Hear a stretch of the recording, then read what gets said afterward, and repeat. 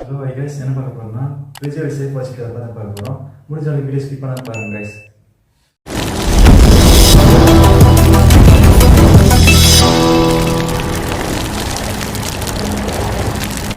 guys நான் சொல்ற 4 விஷயம் ஃபாலோ பண்ணாலே போதும் ஃப்ரிட்ஜை சேஃப் வச்சுக்கலாம். ஃபர்ஸ்ட் விஷயம் பாத்தீங்கன்னா பவர்.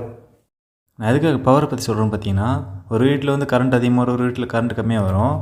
இப்போ கரண்ட் அதிகமாக வரும் கம்மியாக வரப்போ என்ன ப்ராப்ளம் பார்த்தீங்கன்னா உங்கள் ஃப்ரிட்ஜ் ரிலே வந்து போகிறதுக்கு வாய்ப்பு இருக்குது. மேக்ஸிமம் ஃப்ரிட்ஜோட பவர் ரேஞ்ச் எவ்வளோ பார்த்தீங்கன்னா 200லேருந்து 220 வரைக்கும் தேவைப்படும் பவர் ரேஞ்ச். ரெண்டாவது விஷயம் என்ன பார்த்தீங்கன்னா ஃப்ரிட்ஜுக்கு இருக்கிற ஸ்டாண்டு. எதுக்காக ஃப்ரிட்ஜ் ஸ்டாண்டு சொல்கிறேன்னு பார்த்தீங்கன்னா ஃப்ரிட்ஜுக்கு வந்து பின்னாடி கம்ப்ரஸர் கீழே வந்து ஒரு பாட்டை வந்துருக்கும் மெட்டலில்.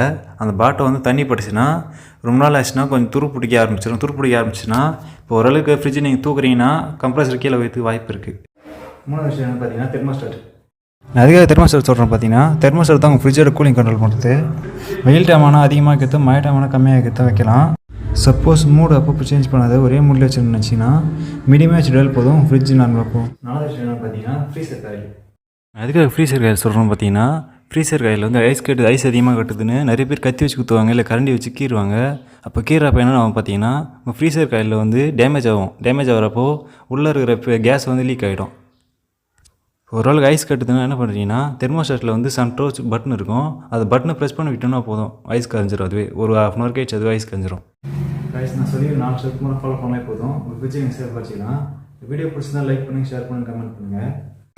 All my life holding all of it closely. I played